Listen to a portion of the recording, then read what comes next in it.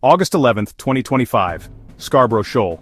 A Chinese Navy destroyer slams into its own Coast Guard ship while chasing a Philippine patrol boat. The bow is wrecked, alarms blare, and Beijing scrambles to hide the truth. But leaked footage tells a story China doesn't want you to see. Scarborough Shoal, just 140 miles from the Philippines. The BRP Suluan, a Philippine Coast Guard vessel, is delivering aid to local fishermen. Well within its exclusive economic zone, suddenly, Chinese Coast Guard ship 3,104 charges in, trying to block it. Then chaos. A Chinese Navy destroyer, hull number 164, the PLA ship Gilan, races in to assist.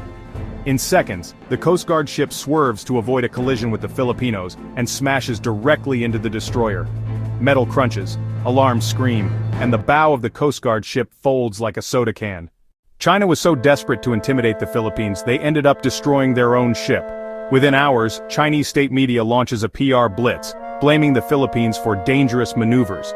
But the Philippine Coast Guard releases clear footage, the impact, the chaos on the Chinese deck, and the desperate scramble to tow the damaged ship. Experts worldwide call it one of the most reckless naval standoffs in a decade. When your own ships are colliding because you're too aggressive, maybe it's time to rethink your strategy. Now let's break down the law. Scarborough Shoal is just 140 miles from the Philippines, inside their exclusive economic zone under UNCLOS.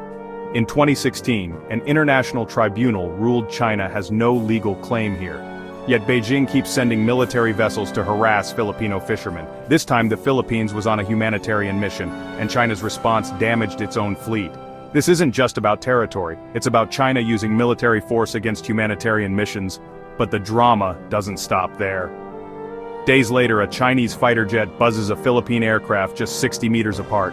The U.S. Navy responds. 2 destroyers, including the USS Higgins, sail through the disputed waters. China claims they drove them away. The U.S. says their mission was successful. Meanwhile, the Philippines teams up with India for joint patrols and signs new defense deals with Japan, Australia, and even France. Every time China escalates, they push more countries into standing up against them. This incident exposes the risks of China's strategy in the South China Sea. They're operating illegally, targeting humanitarian missions, and now, colliding with their own ships. If Filipino personnel had been seriously harmed, it could have triggered the U.S.-Philippines Mutual Defense Treaty, pulling Washington directly into conflict. China came within one mistake of triggering a war with the United States. The damaged Chinese ship is quietly towed away. But the fallout is huge. The Philippines files new protests, ASEAN calls for restraint, and the U.S. increases its military presence. Beijing's intimidation plan has backfired. More countries are now joining Philippine patrols, and the world is watching closely. When you're so aggressive you destroy your own ships, the world notices. The August 11th collision at Scarborough Shoal shows China's South China Sea strategy is spiraling out of control. Their own forces are colliding in foreign waters. Will Beijing step back, or keep escalating until they trigger the very conflict they claim to want to avoid? What do you think? Was this just an accident or proof that China's entire strategy is flawed? Drop your thoughts in the comments and subscribe for more Snap Explain breakdowns of Asia-Pacific flashpoints.